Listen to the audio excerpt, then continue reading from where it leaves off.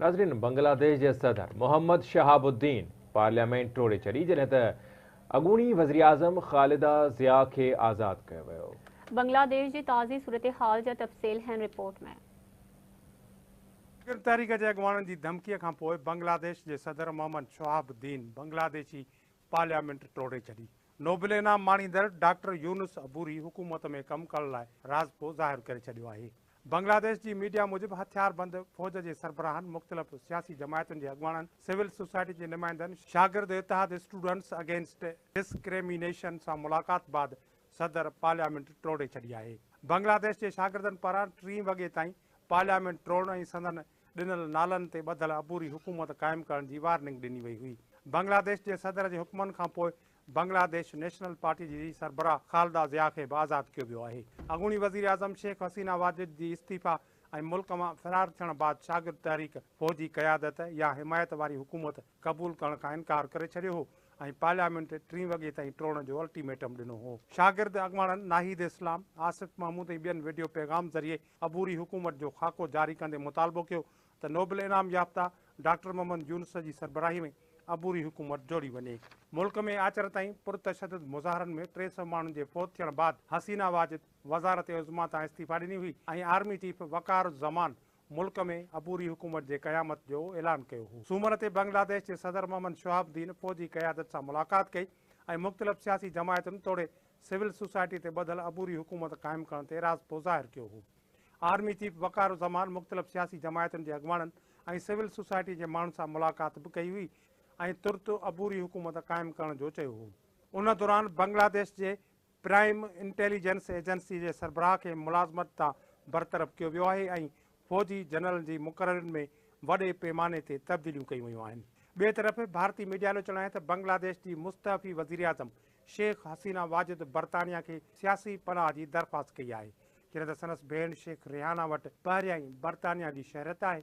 ॿई भेनर हिन वक़्तु भारत में आहिनि। वाज़ेह रहे त बांग्लादेश में 1971 वारी जंग विढ़ंदड़नि जे ॿारनि खे सरकारी नौकरियुनि में 30 सैकड़ो कोटा ॾियण ख़िलाफ़ गुज़िरियल महीने केतिरनि ॾींहंनि ताईं भरपूर एहतजाज कयो वियो हो, जंहिंमें सवे माण्हू अजल जो शिकार बणिया, जंहिं बाद सुप्रीम कोर्ट कोटा सिस्टम ख़तमु करे छॾियो हो। बांग्लादेश में केतिरनि ई फ़ौजी ऑफिसरनि खे नौकरियुनि तां बरतरफ़ कयो वियो आहे, जॾहिं त मेजर जनरल ज़ियाउल हसन खे बि मुलाज़मत तां बरतरफ़ कयो वियो। तफ़सील इन रिपोर्ट में। बांग्लादेश जे इंटर सर्विसिज पब्लिक रिलेशन पारां जारी कयल बयान मूजिबि बांग्लादेश जे इंटेलिजेंस एजेंसी जे सरबराह मेजर जनरल ज़ियाउल हसन खे मुलाज़मत तां बरतरफ़ कयो वियो आहे। मेजर जनरल ज़ियाउल हसन मुल्की intelligence agency national communication monitoring centre जो डायरेक्टर जनरल हो।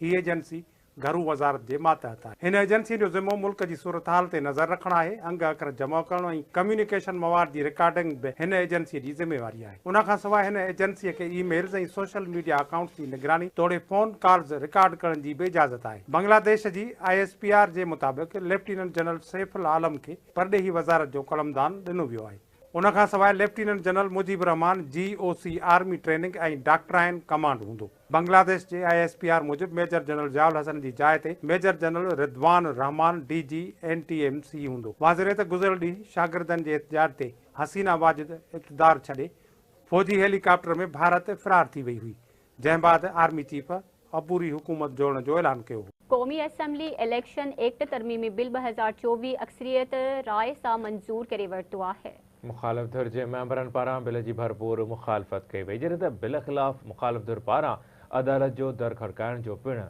ऐलान कयो वियो। असेंबली में इलेक्शन एक्ट तरमीमी बिल 2024 अक्सरियत सां मंज़ूर कयो वियो आहे। बिल जी मुखालिफ़ धुर पारां भरपूर मुखालफ़त कई वई। स्पीकर अयाज़ सादिक़ जी सदारत हेठि क़ौमी असेंबली जो इजलास थियो। मुस्लिम लीग नून जे क़ौमी assembly member Bilal Azhar Kayani election act तरमीमी बिल पेश कयो, जंहिंजी मुखालिफ़ धुर जे मेंबरनि पारां भरपूर मुखालफ़त कई वई। मुखालिफ़ धुर जा मेंबर पंहिंजे सीटुनि ते बीही रहिया ऐं नारेबाज़ी कई। मुखालिफ़ धुर जा MNAs स्पीकर जी डाइस जे साम्हूं अची विया ऐं बिल जूं कापियूं फाड़े छॾियूं। हुकूमत जे मेंबरनि पारां इलेक्शन एक्ट 2017 में तरमीम जो बिल क़ौमी असेंबली मां मंज़ूर करे वरितो। बिल मुस्लिम लीग नून जे बिलाल अज़हर कयानी ऐं ज़ैब जाफ़र गॾियल तौर ते पेश कयो। सुन्नी इतिहाद काउंसिल जे साहिबज़ादा सुबक़तुल्लाह तरमीम पेश कई। कानून वारे वज़ीर आज़म नज़ीर तारड़ सुन्नी इतिहाद काउंसिल जी तरमीम जी मुखालफ़त कई, जंहिं बाद सुबक़तुल्लाह जी तरमीम अक्सरियत सां रद्द थी वई। इलेक्शन एक्ट तरमीमी बिल मूजिब चूंड निशान हासिल करण खां अॻु पार्टी सर्टिफिकेट जमा न कराईंदड़ उम्मीदवार खे आज़ाद सम्झो वेंदो। मुक़ररु कयल वक़्त में मख़सूस सीटुनि जी फ़हरिस्त जमा न कराइण जी सूरत में का बि सियासी जमायत मख़सूस सीटुनि जी हक़दार न हूंदी। उन मौक़े ते PTI जे MNA अली मोहम्मद ख़ान चयो त इलेक्शन एक्ट तरमीमी बिल गैर आईनी आहे। हुन चयो त कानून साज़ी करे सुप्रीम कोर्ट पारां ॾिनल हक़ खां खेनि कीअं महरूम करे सघिजे थो। अली मोहम्मद ख़ान चयो त 39 मेंबर हिलाल बाक़ी सभु हराम। असां हिन बिल खे रद्द कंदे भरपूर एहतजाज करियूं था। असां हिन कानून साज़ीअ ख़िलाफ़ आला अदालत जो दर खड़काईंदासीं। उन मौक़े ते कानून वारे वज़ीर आज़म नज़ीर तारड़ चयो त हिन ऐवान में 81 मेंबरनि हलफ़ कयूं त हू सुन्नी इत्तेहाद काउंसिल जो हिसो आहिनि ऐं अॼु चवनि था त असां फलाणी पार्टीअ जो हिसो आहियूं। कंहिं हिक ॻाल्हि ते त बीहो, असां रुॻो चूंडुनि जे कानून जी वज़ाहत करे रहिया आहियूं। PTI जे चेयरमैन बैरिस्टर गोहर चयो त हीउ कानून साज़ी आइन ऐं कानून जे ख़िलाफ़ आहे। साज़िश तहत PTI जे मेंबरनि खां निशान वरितो वियो। पीपल्स पार्टी जी MNA शाज़िया अतामरी चयो त ऐवान में अवाम जे मसइलनि जी ॻाल्हि थियणु घुरिजे। कानून जोड़णु अदालतुनि जो न पर पार्लियामेंट जो कमु आहे। इलेक्शन एक्ट बिल जे हवाले सां ग़लति तासुरु ॾिनो पियो वञे। इलेक्शन एक्ट तरमीमी बिल सुप्रीम कोर्ट जे फ़ैसिले ख़िलाफ़ न आहे ऐं हीउ बिल पार्टीअ सां वफ़ादारीअ खे यकीनी बणाए थो त ग़लति कीअं थियो। आज का बिल सर, ये बिल किसी कोर्ट के खिलाफ नहीं है। ये बिल तो इस मुल्क से, इस पार्लियामेंट से लोटाक्रेसी को खत्म करने के हवाले से है। ये जो पार्टी खेलने का सिस्टम है, इसको बंद करने के हवाले से है। कभी ये पार्टी, कभी वो पार्टी, कभी ये पार्टी शुरू होने से पहले ही खत्म करने का बंदोबस्त हो चुका है। तो ये बिल उस हवाले से है। अगर इस बिल को अंग्रेजी का मतन, किसी को अंग्रेजी का मकसद या तर्जुमे, लॉस्ट इन ट्रांसलेशन भी बहुत होता है, तो अगर कोई तर्जुमे में कहीं गुम हो चुका है तो उर्दू भी पढ़ ले और अंग्रेजी भी पढ़ ले। इस बिल के अंदर पार्टी लॉयल्टी को इंश्योर किया जा रहा है। पार्टी लॉयल्टी को इंश्योर करना कहाँ गलत है? ये किस मुआशरे में गलत है? ये किस पार्लियामेंट में गलत है? ये तासुर देना कि ये अदालती ऑर्डर के का कोई कॉन्फ्रंटेशन है, इट इज एब्सोल्युटली रॉन्ग। ये जो आपने डिजिटल टेररिज्म किया हुआ है, इसकी भी आपने हदें पार कर दी है। खैर से ये जो आपने डिजिटल टेररिज्म, ना किसी की पगड़ी छोड़ी, ना किसी का दुपट्टा छोड़ा, ना किसी की चादर छोड़ी। आप लोग समझते हैं कि ये डिजिटल टेररिज्म हम बर्दाश्त करेंगे? अब हम बर्दाश्त नहीं करेंगे। ये मुल्क मुतहम्मिल नहीं है तकसीम का, ये मुल्क मुतहम्मिल नहीं है नफरत का। पाकिस्तान के मसाइल उस एक आदमी से बहुत बड़े हैं जिसका रोना रोज रोते हो तुम लोग। बहुत बड़े हमारे मसाइल। मेरी औलाद मुझसे पूछती है, मेरी बस करो, बस करो, ये दहशतगर्दी नहीं चलेगी। 9 मई को जो दहशतगर्दी इस मुल्क में हुई, अब आप अपना दामन झाड़ रहे हैं। अब आप कहते हैं वो तो हम में से थे ही नहीं। तो भाई अगर आप में से नहीं थे तो तौबा करो, उठ के माफी मांगो। आपने आज तक माफी तो मांगी नहीं। आप तो आज तक यही नहीं, मतलब ये आप जरूर कहते हैं कि हमारा उनसे ताल्लुक नहीं है। तो भाई अगर आपका ताल्लुक नहीं है तो जिन लोगों ने प्रेस कॉन्फ्रेंस की, जिन लोगों ने कॉल्स की, जिन लोगों ने लोगों को इश्तियाल दिलाया, जिन लोगों ने लोगों को जमा किया, आप फिर कहें कि आप उनको सजा मिलनी चाहिए। आप कंडेम करें उन लोगों को, आप मजम्मत करें उन लोगों की जो पाकिस्तान में तबाही, बर्बादी, तकसीम और नफरत फैलाता है। वो मुहिब्बे वतन नहीं हो सकता। So sir, with all honesty यहाँ सिर्फ लेक्चरबाजी नहीं होनी चाहिए। यहाँ पर अवाम के मसलों पर बात भी होनी चाहिए और एक दूसरे का साथ भी देना चाहिए। पीपल्स पार्टी इस वक्त इस पाकिस्तान के अंदर जो मसाइल हैं, जो अवाम को दरपेश मसाइल हैं, उसको लेकर परेशान है। वरना हम भी किसी के नखरे बर्दाश्त नहीं करते। हम सिर्फ पाकिस्तान की सालमियत, पाकिस्तान में इस्तेहकाम, पाकिस्तान में अमन के हामी हैं और हम हर कीमत अदा करेंगे पाकिस्तान के अंदर स्टेबिलिटी को कायम रखने के लिए। क़ौमी असेंबलीअ में भारतीय आइन में तरमीम बाबति करारदाद पेश कई वई, जंहिंखे इतफ़ाक़ राय सां मंज़ूर कयो वियो। करारदाद मूजिबि 5 अगस्त 2019 में भारतीय हुकूमत गैर कानूनी कदम खयां। हिन ॾियारे खे पाकिस्तान योम इस्तिहसाल कश्मीर जे नाले सां मल्हाए थो। जम्मू ऐं कश्मीर जो मसइलो गॾियल क़ौमुनि जी एजेंडा ते अॼु बि मौजूदु आहे। गॾियल क़ौमुनि जी सलामती काउंसिल मां केतिराई करारदाद मंज़ूर थी चुका आहिनि। करारदाद में चयो आहे त हीउ ऐवान कश्मीर जे सियासी, सफ़ारती ऐं इख़लाक़ी हिमायत करे थो। ऐवान कश्मीर में लखे भारतीय फ़ौजनि जी मौजूदगीअ ते ॻणतीअ जो इज़हार करे थो ऐं भारत जे गैर ज़िम्मेवारनि बयाननि खे रद्द करे थो। शामिल कंदासीं senator Talal Chaudhry election act तरमीमी बिल 2024 ऐवान में पेश कयो। बिल पेश करण वक़्तु PTI सेनेटर्स ऐवान में गोड़ ऐं हंगामो कयो। सेनेट चेयरमैन इलेक्शन एक्ट तरमीमी बिल 2024 पेश करण जी इजाज़त ॾिनी, जंहिं बाद सेनेट में इलेक्शन एक्ट तरमीमी बिल जी शिक जे हिसाब सां मंज़ूरी वरिती वई। वाज़िर त इन खां अॻु स्पीकर अयाज़ सादिक जी सदारत हेठि क़ौमी असेंबली जे इजलास में मुस्लिम लीग नून जी member Bilal Azhar Kiyani election act तरमीमी बिल पेश कयो हो, जिते इलेक्शन एक्ट तरमीमी बिल अक्सरियत राय सां मंज़ूर कयो वियो, जंहिंजी अपोज़िशन पारां सख़्त मुखालफ़त कई वई। सदर आसिफ अली ज़रदारी सां बलोचिस्तान जे वॾे वज़ीर सरफराज़ बुगटी मुलाक़ात करे मुख़्तलिफ़ मामलनि ते गुफ़्तगू कई। बलोचिस्तान जो वॾो वज़ीर सरफराज़ बुगटी इस्लामाबाद में ऐवान सदर पहुची आसिफ अली ज़रदारी सां मुलाक़ात कई। मुलाक़ात दौरान बलोचिस्तान में अमनो अमान, सियासी ऐं मुआशी मामलनि समेत मजमूई सूरत हाल ते ॻाल्हियूं कयूं। उन दौरान क़ौमी असेंबली जो डेप्टी स्पीकर सैयद गुलाम मुस्तफ़ा शाह बि मौजूदु हो। कराची में PP चेयरमैन बिलावल भुट्टो ज़रदारी सां वॾे वज़ीर सैयद मुराद अली शाह मुलाक़ात कई, जॾहिं त PP चेयरमैन बिलावल भुट्टो ज़रदारी जी सदारत हेठि सिंध हुकूमत जे तर्जुमाननि जो इजलास बि थियो। इजलास में सिंध जे सीनियर वज़ीर शर्जील इनाम मेमन ऐं MPA जमील अहमद सूमरो बि शिरकत कई।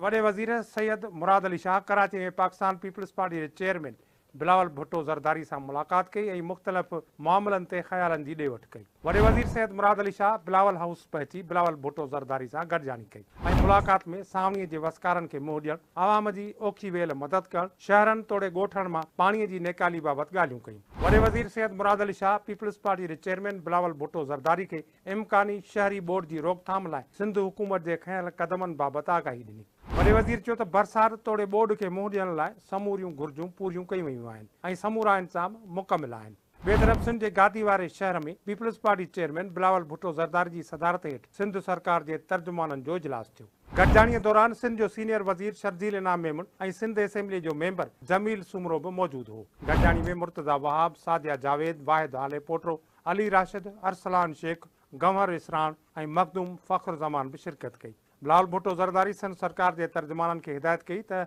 सूबाई हुकूमत जी कारकर्दगी बहितर नमूने सां अवाम जे अॻियां आंदी वञे। नाज़रीन, कराची शहर मां बस अॾा ॿाहिरि मुंतक़िल करण जो फ़ैसिलो कयो वियो आहे, जॾहिं त मुसाफ़िरनि खे मुफ़्त शटल सर्विस फ़राहम कई वेंदी। सिंध जे सीनियर सूबाई वज़ीर शर्जील इनाम मेमन जी सदारत हेठि इजलास जा तफ़सील हिन रिपोर्ट में। सिंध सरकार कराची जे अवाम ऐं मुसाफ़िरनि लाइ वॾी ख़ुशख़बरीअ जो ऐलान करे छॾियो आहे। कराची जे बस अॾनि खे शहर मां ॿाहिरि मुंतक़िल करे मुसाफ़िरनि खे मुफ़्त शटल सर्विस फराहम करण जो फ़ैसिलो कयो वियो आहे। कराची में सिंध जो सीनियर वज़ीर शर्जील इनाम मेमन जी सदारत हेठि इजलास थियो। सीनियर वज़ीर बस अॾनि खे तरजीही बुनियादनि ते तुर्त शहर खां ॿाहिरि मुंतक़िल करण जी हिदायत कई। इजलास खे ख़िताब कंदे सिंध जे सीनियर वज़ीर शर्जील इनाम मेमन चयो त पुराणनि बस अॾनि तां मुसाफ़िरनि लाइ मुफ़्त शटल सर्विस हलाई वेंदी। शर्जील इनाम मेमन वधीक चयो त मुसाफ़िरनि खे टर्मिनल ताईं पहुचाइण लाइ मुफ़्त शटल सर्विस 14 अगस्त खां शुरू कई वेंदी। वॾियुनि गाॾियुनि जे करे शहरियुनि खे परेशानी थिए थी ऐं रोडनि ते ट्रांसपोर्ट जो प्रेशर बि वधे थो। शर्जील इनाम मेमन वधीक चयो त बस टर्मिनल में मुसाफ़िरनि लाइ जदीद सहूलतूं फराहम कयूं पयूं वञनि। मुफ़्त shuttle service cantt station, Saghir Shaheed, MA जनाह road ऐं अलकरम स्क्वायर खां शुरू कई वेंदी। इजलास में secretary transport Asad Zamin, commissioner Karachi Hasan Naqvi, Karachi police chief Javed Alam Odho, DIG traffic Ahmed Nawaz Cheema ऐं ॿियनि शिरकत कई। सिंध जे तवानाई वारे वज़ीर सैयद नासिर हुसैन शाह सोलर पैनल्स जे फराहमी हलंदड़ महीने शुरू करण जी हिदायत करे छॾी आहे। तवनाई वारे सूबाई वज़ीर सैयद नासिर हुसैन शाह जी सदारत हेठि तवनाई खाते जे आला अमलदारनि ऐं NGO सां सोलर पैनल्स बाबति इजलास थियो, जंहिं में secretary Musaddiq Ahmed Khan, CEO SPHF Khalid Sheikh, director Sindh solar energy project Mahfooz Qazi ऐं ॿियनि मुख़्तलिफ़ NGOs जे सरबराहनि शिरकत कई। इजलास में आलमी बैंक जे सहकार सां सोलर पैनल जी फराहमी ते तफ़सीली ख़्यालनि जी ॾे वठि कई वई। सूबाई वज़ीर सैयद नासिर हुसैन शाह चयो त पीपी चेयरमैन बिलावल भुट्टो जरदारी जी हिदायत ते सोलर पैनल जी फराहमी हलंदड़ महीने दौरान शुरू कई वेंदी। हर डिवीज़न ऐं ज़िले में सोलर पैनल्स विराहण जो अमल शुरू कयो वेंदो। तवनाई वारे वज़ीर चयो त सिंध जी अवाम खे तवनाई जे मुतबादिल ज़रियनि मां फ़ाइदो हासिल थींदो। आवाम के मुफ्त बिजली की फराहमी के हवाले से मुख्तलिफ मनसूबन ते कम जारी है। सिंध हुकूमत सस्ती बिजली फराहम करे आवाम के रिलीफ ॾियणु चाहे थी। सैयद नासिर हुसैन शाह चयो त सोलराइज़ेशन जो अमल आवाम के सस्ती बिजली फराहम करण जो ज़रियो है। महांगी बिजली आवाम के खरीदण का ज़ोर है। मनसूबे की शफ़ाफ़ियत के यकीनी बनायो वञे। लाड़काणे में सूबाई वज़ीर जाम इकरामुल्लाह धारेजो जी सदारत हेठ रेन इमरजेंसी बाबत इजलास थियो। डीसी ऑफिस में थियल इजलास में डीसी शर्जील नूर चन्ना बरसातुनि जी सूरतहाल बाबत इजलास के ब्रीफिंग ॾिनी। उन मौके ते मीडिया सां ॻाल्हाईंदे रेन एमरजेंसी जे फोकल पर्सन सूबाई वज़ीर जाम इकरामुल्लाह धारेजो चयो त बरसातुनि जे हवाले सां पोज़ीशन एतिरी ख़तरनाक नाहे जेका अॻु हुई। उन्होंने चयो त बरसातूं बि एतिरियूं न आहिनि ऐं उमेद आहे त पोज़ीशन बहितर हूंदी, बरसाति एतिरी न पवंदी। सूबाई वज़ीर जो चवणु त लाड़काणे ज़िले में बिजली जी लोड शेडिंग बाबति शिकायतूं हुयूं, जंहिं जे लाइ सेप्को वारनि खे हिदायतूं जारी कयूं आहिनि त हू लोड शेडिंग न कंदा। इन खां अॻु कंबर में सूबाई वज़ीर जाम इकरामुल्लाह धारेजो जी सदारत हेठि बरसातुनि बाबति इजलास थियो। इजलास खे डीसी पारां सूरतहाल जे हवाले सां आगाही ॾिनी वई। कंदकोट में सूबाई सलाहकार एहसानुर रहमान मज़ारी जी सदारत हेठि चौमासे जे बरसातुनि बाबति इजलास थियो आहे। ज़िले इंतज़ामिया पारां सूबाई सलाहकार के बरसात के हवाले से ब्रीफिंग ॾिनी वई। मीडिया से ॻाल्हाईंदे सूबाई सलाहकार एहसानुर रहमान मज़ारी चयो त कंदकोट में बरसात सबब एक नींगरी कशमोर तालुके में बरसात सबब फोत थी है। संदसि चवण हो त कंदकोट में बरसात के पाड़ी के निकाली लाए ज़िले इंतज़ामिया कोशिश करे रही है। सूबाई सलाहकार चयो है त कंदकोट ज़िले अंदर 69 डॉक्टर गैर हाज़िर आहिनि। सीएम सिंध ऐं सेक्रेटरी हेल्थ के शिकायत कंदुसि। लाड़काणे जी अदालत अगवा थियल शागिर्दियाणी दुआ शुमाइला बिरोही के वारसनि हवाले करण जो हुकुम ॾेई छॾियो। फोर्थ सिविल जज ऐं जुडिशियल मैजिस्ट्रेट जी अदालत में अगवा थियल शागिर्दियाणी शुमाइला बिरोही जे केस जी ॿुधणी थी। पुलिस बाज़ियाब करियल नारीअ खे बयान रिकॉर्ड कराइण लाइ ऐं गिरफ़्तार जवाबदारनि खे रिमांड जे लाइ अदालत में पेश कयो। नारी अदालत ॾाढो बयान रिकॉर्ड कराईंदे चयो त जवाबदार खेसि अगवा करे कराची में ज़्यादती जो निशानो बणाईंदा हुआ, पंहिंजे वालदेन ॾांहुं वञणु चाहियां थी। वकील जो चवणो त दुआ शुमाइला जे मेडिकल चकास थी वई आहे, जंहिंजी तमामु जल्द रिपोर्ट बि अची वेंदी। नारी जे पीउ मुमताज़ अली बिरोही जो चवणो त जवाबदार संदसि धीउ खे अगवा करण जूं धमकियूं ॾींदा हुआ। अदालत दुआ शुमाइला बिरोही खे संदसि वालदेन जे हवाले करण जो हुकुम ॾींदे गिरफ़्तार टिनी जवाबदारनि खे जेल उमाणे छॾियो। सखर में ज़्यादती जो शिकार बारड़ी जे वालदेन पारां एहतजाज कयो वियो। ज़्यादती जो शिकार बारड़ी जे वालिद ऐं वालिदा प्रेस क्लब आॾो ॾाहींदे चयो त जवाबदारनि संदन बारड़ी खे ज़्यादती जो निशानो बणायो आहे। संदसि चवण हो त बारड़ी ट्यूशन खां वापसि घर पहुती त संदसि तबियत ख़राब हुई, जे बाद पतो पियो त साड़ ज़्यादती थी आहे। वालदेन जो चवण हो त पुलिस जवाबदारनि खे गिरफ़्तार कयो आहे। जवाबदारनि पारां अदालत में ज़मानत जी दरख़्वास्त जमा कराई वई। हुननि चयो त अदालत मां खयल इंसाफ़ जी उम्मीद आहे।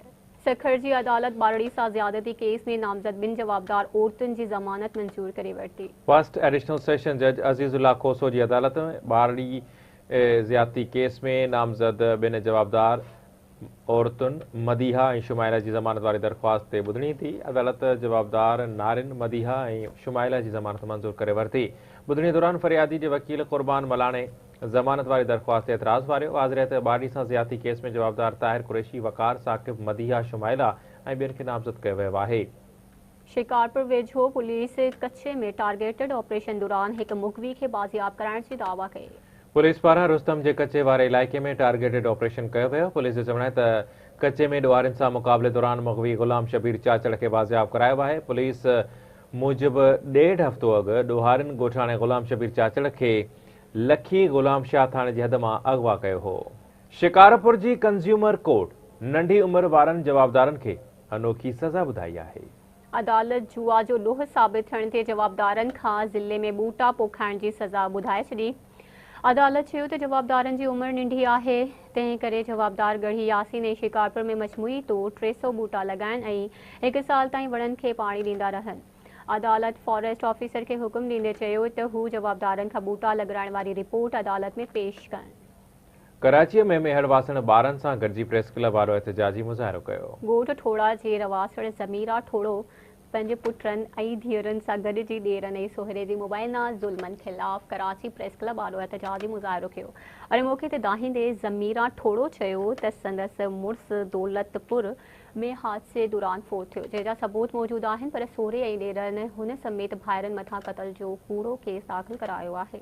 हुन चयो त साहुरा ब्लैकमेल करे मिल्कियत खसणु चाहिनि था। न्याणी पैसनि एवज़ परणी आहे, हाणे ॿी धीउ खे बि धारनि में विकिरो करण जी कोशिश कई पई वञे। एहतजाज कंदड़ औरत मुतालबो कयो त मथसि दाख़िल कयल केस ख़तमु कराए इंसाफ़ ऐं तहफ़ुज़ फ़राहिम कयो वञे। डिघड़ी में वधंदड़ बदअमनी ख़िलाफ़ शहरियुनि वापारियुनि ऐं दुकानदारनि पारां एहतजाजी मुज़ाहिरो कयो वियो। शहरियुनि ऐं वापारियुनि पारां अली मोहम्मद मेमण, अयूब क़ाइम खानी, साजिद फारूक, ताहिर अज़ीज़, प्रेम कुमार महेश्वरी, यूनिस राजपूत, राशिद ऐं ॿियनि जी अॻवानी में मोहम्मदी चौक ते धरणो हणी रोड ब्लॉक कयो वियो। एहतजाज कंदड़नि जो चवणो त डिघड़ी थाणे जी हद में हिक ई ॾींहं में फुर जूं 3 धार वारदातूं थियूं पर पुलिस निंड सुतल आहे। मुज़ाहिरीन जो चवणो त ॾोहारी यूनिस राजपूत जे दुकान तां 60,000 रुपया ऐं 2 मोबाइल फ़ोन, नवाब यूनिस क़ाइम खानी जी दुकान तां 55,000 रोक ऐं मोबाइल फ़ोन, चंबड़ नाके ते रिज़वान नुहाणी खां 32,000 रुपया रोक ऐं मोबाइल फ़ोन फुर करे फरार थी विया। उन्हनि आला अख़्तियारनि खां मुतालबो कयो त नोटिस वठी जवाबदारनि खे गिरफ़्तार करे फुर थियल रक़म ऐं सामान वापसि करायो वञे। अमेरिकी परॾेही वज़ीर एंटोनी ब्लिंकन चयो आहे त अमेरिका विच ओभर में छिकताण घटाइण लाइ सिफ़ारती कोशिशूं करे रहियो आहे। हुन चयो त सभिनी धुरियुनि ते ज़ोर भरियो आहे त उहे छिकताण खे वधाइण खां पासो कनि। इहो अहम आहे त ग़ज़ा में जंग बंदीअ जो मुआइदो तइ थिए। एंटोनी ब्लिंकन पंहिंजे बयान में वधीक चयो त धुरियूं मुआइदे ते पहुचण लाइ रस्ता ॻोल्हनि, इनकार या देर न थियणु घुरिजे।